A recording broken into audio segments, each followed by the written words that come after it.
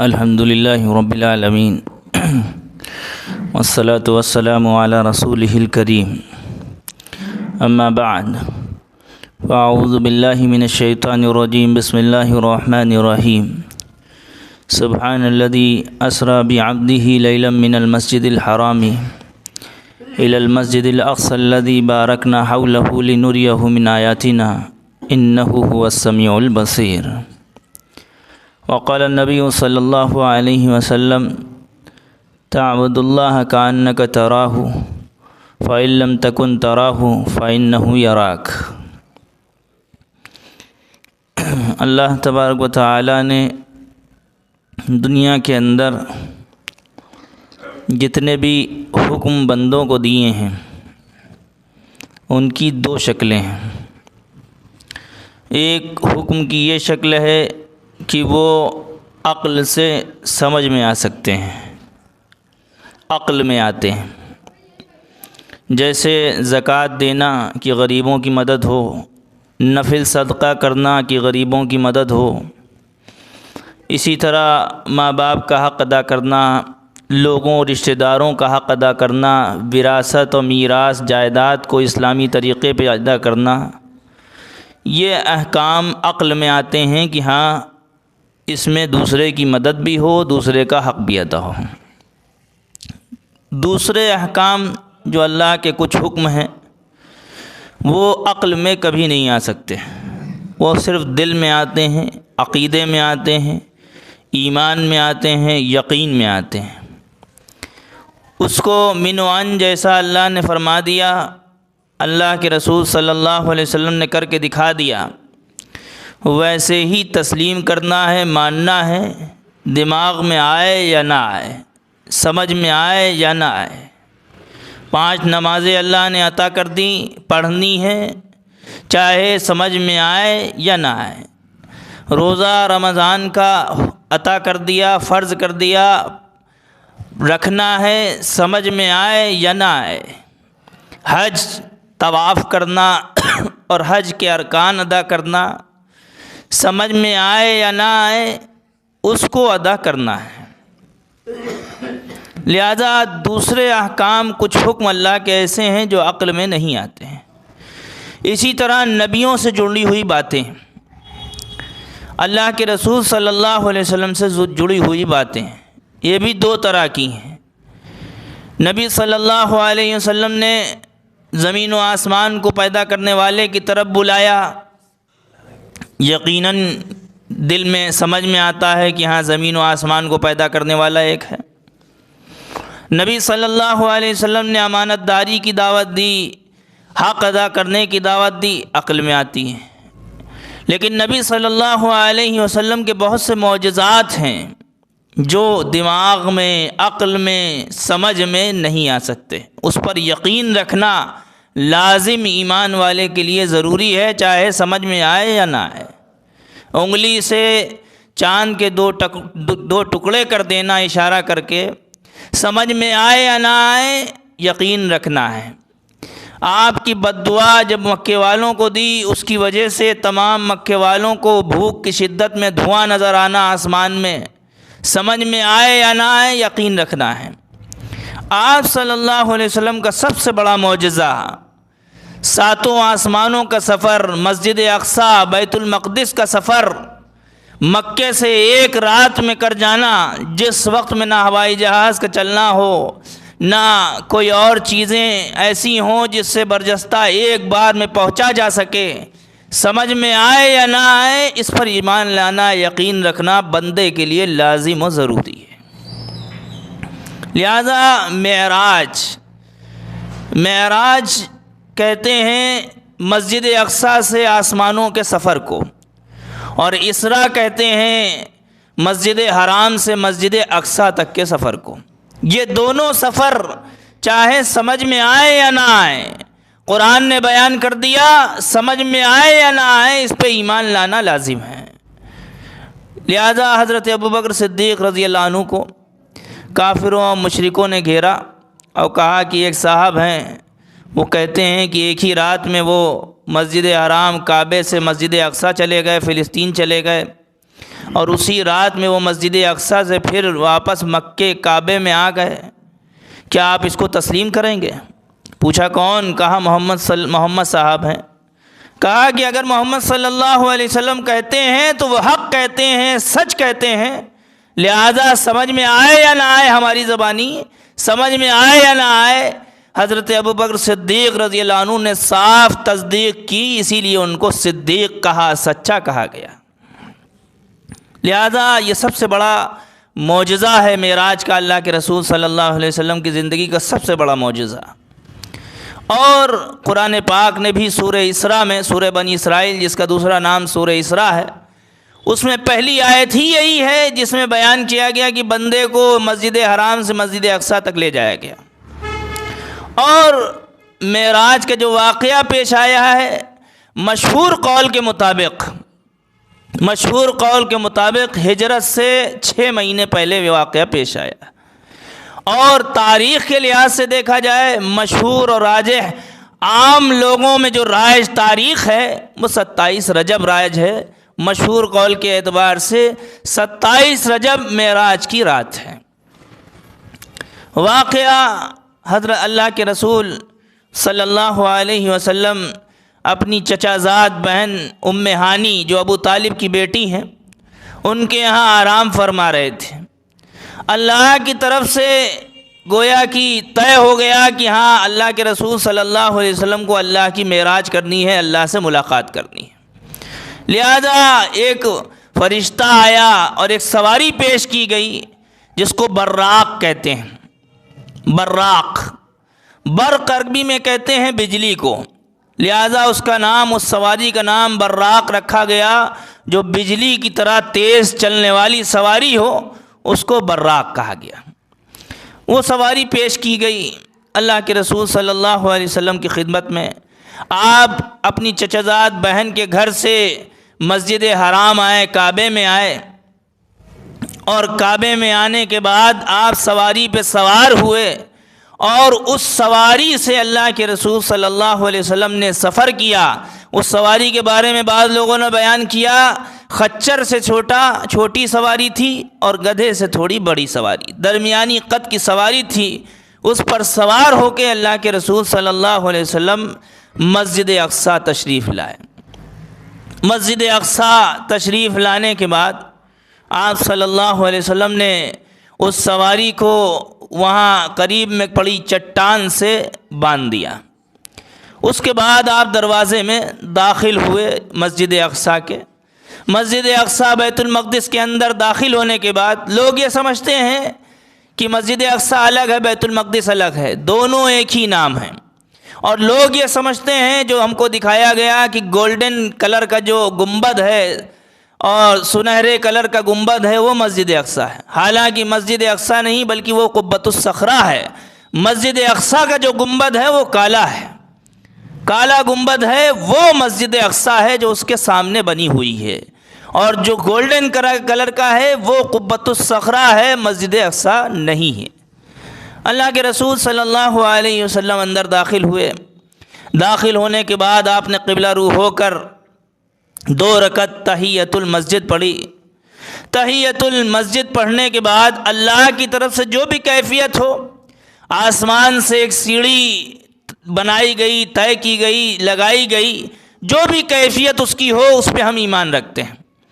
حضور اکرم صلی اللہ علیہ وسلم ان سیڑھیوں سے اوپر چڑھنا شروع کیا۔ آپ نے آسمانوں کا سفر شروع، جبرائیل امین کے ساتھ آسمانوں کا سفر شروع ہو چکا ہے۔ اللہ کے رسول صلی اللہ علیہ وسلم پہلے آسمان پر پہنچے، ملاقات ہوئی، کہا کون ہے؟ کہا یہ تمہارے آپ کے ابو، ھذا ابو کا آدم، یا آپ کے والد آدم علیہ السلام ہیں۔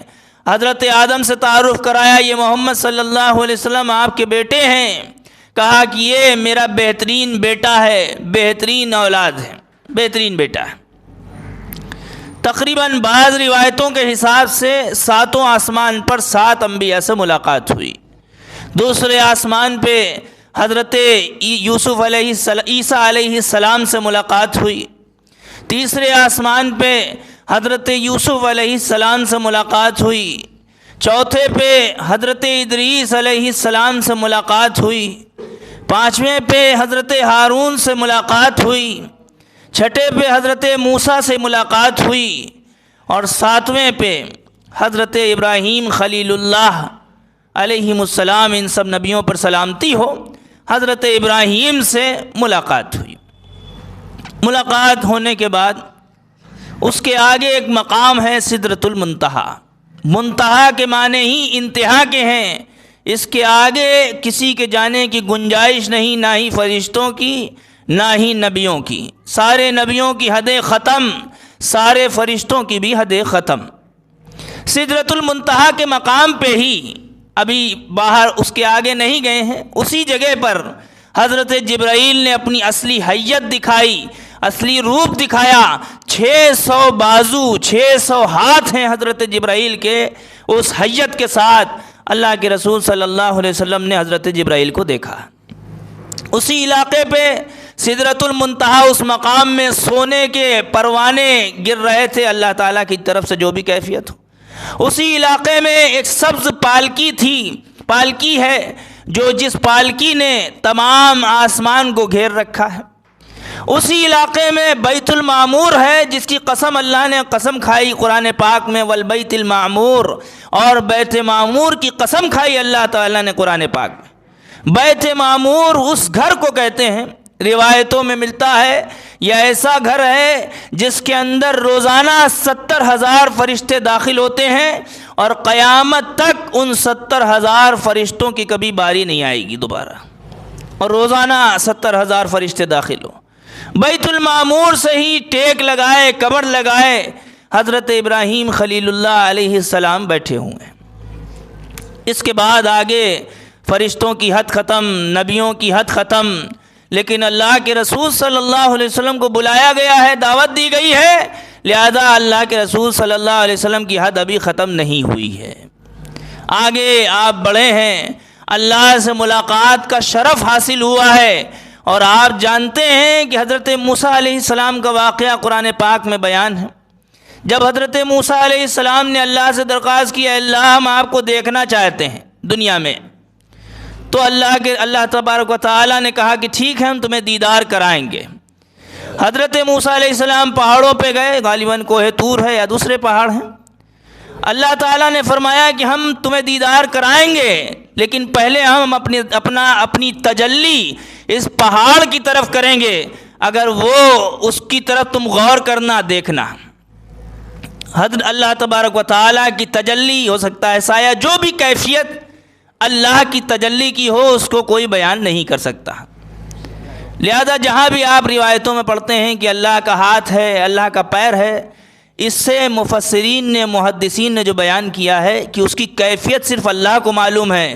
آدمی اپنے دماغ سے نہیں سوچ سکتا کہ اللہ کے ہاتھ، اگر اس میں غور کرنے لگے گا تو آدمی گمراہ ہو جائے گا، شیطان اس کو گمراہی میں ڈال دے گا، کیونکہ اس میں ایک آکار دے دیا جائے گا، اور ہم نراکار کی اپاسنا اور نراکار کی عبادت کرتے ہیں، اور اس ملک کے لوگ اکثر تعداد وہ آکار کی عبادت کرتی ہے، پوجا کرتی ہے۔ بہرحال حضرت موسیٰ علیہ السلام پہاڑوں پہ کھڑے ہیں، تجلی اللہ کی طرف سے ہوئی، اور جب تجلی اللہ نے کی ہے پہاڑوں کی طرف سے، جعلہ دکا، ریزہ ریزہ اللہ نے اس پہاڑ کو کر دیا، ان پہاڑوں کو۔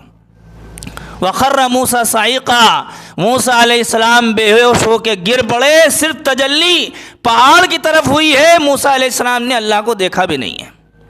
لیکن اللہ کے رسول صلی اللہ علیہ وسلم کی ذات پہ قربان جائیے، اللہ نے دعوت دی ہے دیدار کی، دنیا کی کوئی طاقت آپ کو کوئی نقصان نہیں پہنچا سکتی ہے۔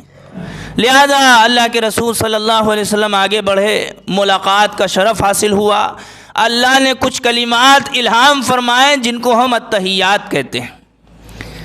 اللہ کے رسول صلی اللہ علیہ وسلم نے تعریف بیان کی، التحیات للہ والصلوات والطیبات، یا التحیات کہ تمام قولی عبادتیں، زبانی عبادتیں، یہ سب اللہ کے لیے ہیں، والصلوات تمام بدنی عبادتیں یہ بھی اللہ کے لیے ہیں، والطیبات تمام مالی عبادتیں، مال لگا کے جو عبادت کر رہے ہیں صدقہ وغیرہ، یہ بھی اللہ کے لیے ہیں۔ اس کے بعد اللہ کا دیدار ہو رہا ہے، اور روایت پڑھی ہوگی آپ نے، بعض روایتوں میں ہے 40 سال تک بندہ اگر اللہ کا دیدار جب جنت میں کرے گا 40 سال تک صرف دیدار کرتا رہے گا، بھول جائے گا اگل بغل کی چیزوں کو، تمام نعمتوں کو، اور بعد میں دوسرے اور بھی سال لکھے ہوئے ہیں۔ لیکن اللہ کے رسول صلی اللہ علیہ وسلم دیدار کر رہے ہیں اللہ کا، اور سلامتی بھی آ رہی ہے، السلام علیکہ ایھا النبی ورحمۃ اللہ وبرکاتہ، تم پر سلامتی ہو اے نبی، اللہ کی رحمت ہو، اس کی برکتیں ہوں۔ سلامتی آ گئی، دیدار بھی کر لیا، اس کے بعد بھی اللہ کے رسول صلی اللہ علیہ وسلم کی ذات پہ قربان جائے، اس موقع پہ بھی اللہ کے رسول صلی اللہ علیہ وسلم امت کے لوگوں کو نہیں بھولے، امت کے افراد کو نہیں بھولے، امت کے لوگوں کو نہیں بھولے۔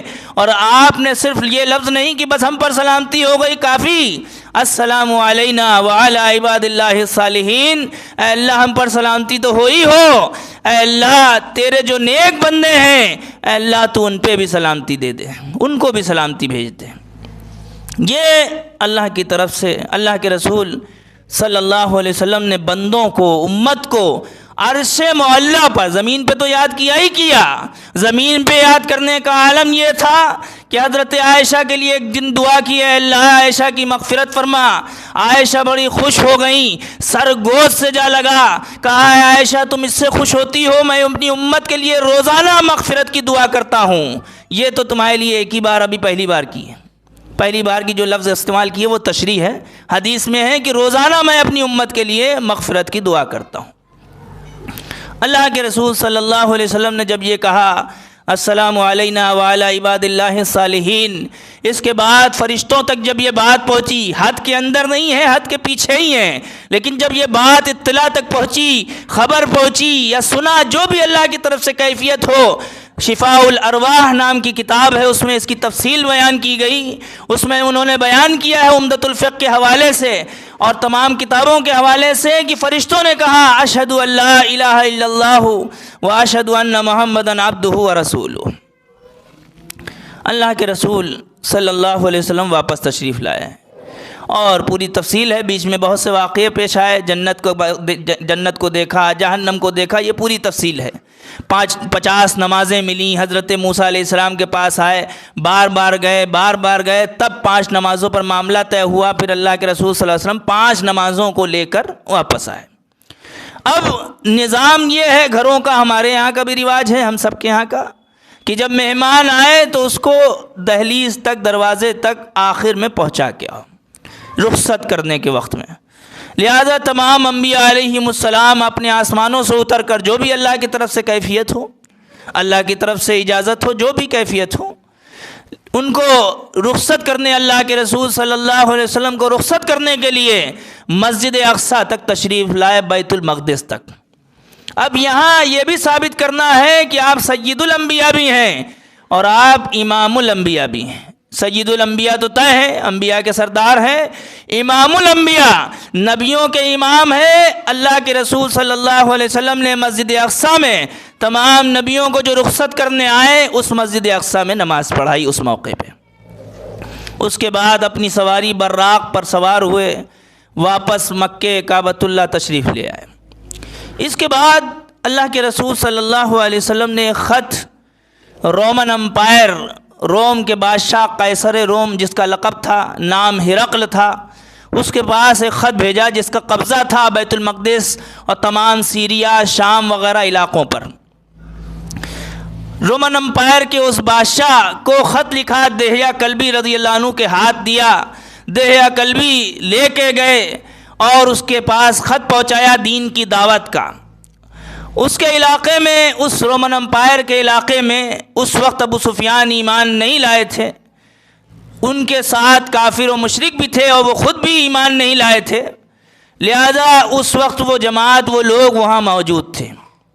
رومن امپائر کے اس بادشاہ نے، قیصر روم نے، ان لوگوں کو بلایا کہ لاؤ تصدیق کی جائے کہ یہ نبی کیسے ہیں، ان کے علاقے کے ہیں، انہی کو بلایا جائے۔ ابو سفیان بلائے گئے، ابو سفیان ابھی ایمان نہیں لائے ہیں۔ انہوں نے سوچا، بیان کرتے ہیں خود کہ میرے دل میں آیا ہر جھوٹی بات محمد صاحب کے اوپر لگا دوں، کوشش یہی تھی، لیکن اگر جھوٹ پکڑا جاتا تو خوف یہ تھا کہ بادشاہ کے یہاں ذلیل ہوتے، ساتھی بھی ہمارے برا بھلا کہتے ہیں، اس لیے سوچا کہ کوئی ایسی بات لگائی جائے جو لوگوں کی عقل میں دماغ میں نہ آئے۔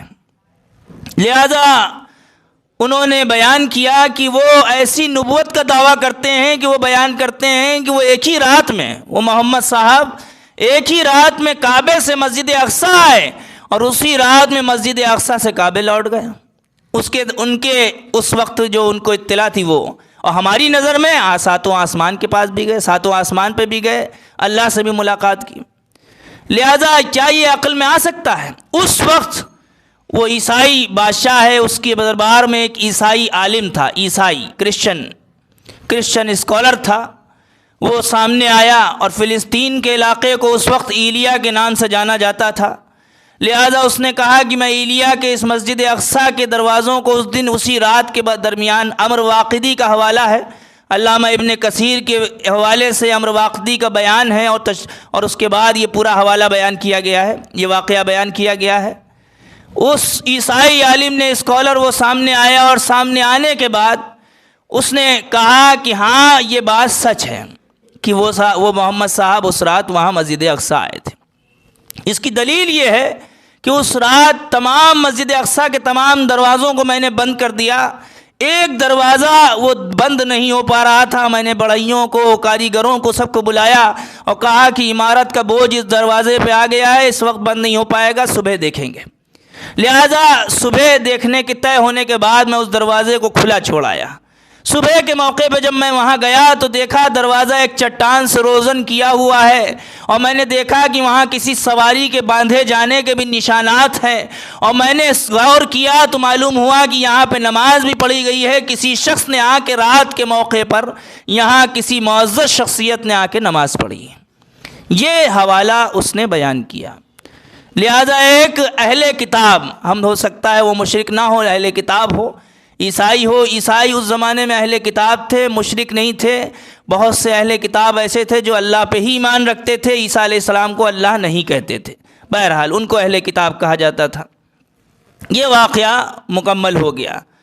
اب قرآن پاک نے جو سورہ اسراء، سورہ بنی اسرائیل جس کا نام سورہ اسراء ہے، اس نے بیان کیا سبحان الذی اسریٰ بعبدہ لیلا من المسجد الحرام الی المسجد الاقصیٰ الذی بارکنا حولہ لنریہ من آیاتنا انہ هو السمیع البصیر۔ پاک ہے وہ ذات جو اپنے بندے کو، بندے کا لفظ استعمال کیا کہ بندے، ہم کو شبہ نہ ہونے پائے کہ یہ بندے نہیں کوئی اور ذات ہے، ہم کو شبہ نہ ہونے پائے کہ یہ صرف روح گئی تھی، جسم نہیں گیا تھا، بلکہ ثابت کر دیا قرآن نے خود کہ اللہ کے رسول صلی اللہ علیہ وسلم بھی چاہے مقام تمام نبیوں سے بڑا ہو، ہے وہ اللہ کے بندے ہی۔ بہرحال اپنے بندے کو جو ایک رات میں مسجد حرام سے مسجد اقصیٰ تک لے گئی، وہ ذات، وہ اللہ کی ذات پاک ہے۔ الذی بارکنا حولہ، جس کے ارد گرد ہم نے برکت دی ہے۔ مفسرین نے بیان کیا فلسطین اور سیریا کے علاقے کو، شام کا پورا علاقہ کہلاتا ہے یہ اس زمانے کا، ان تمام علاقوں کو اللہ نے دنیاوی ایسی برکتیں دی ہیں کہ ایسے باغات، سرسبز باغات، پھل سب سے زیادہ بڑی تعداد میں اگر اس علاقے میں ہے تو انہی علاقوں میں پائے جاتے ہیں۔ یہ دنیاوی برکت۔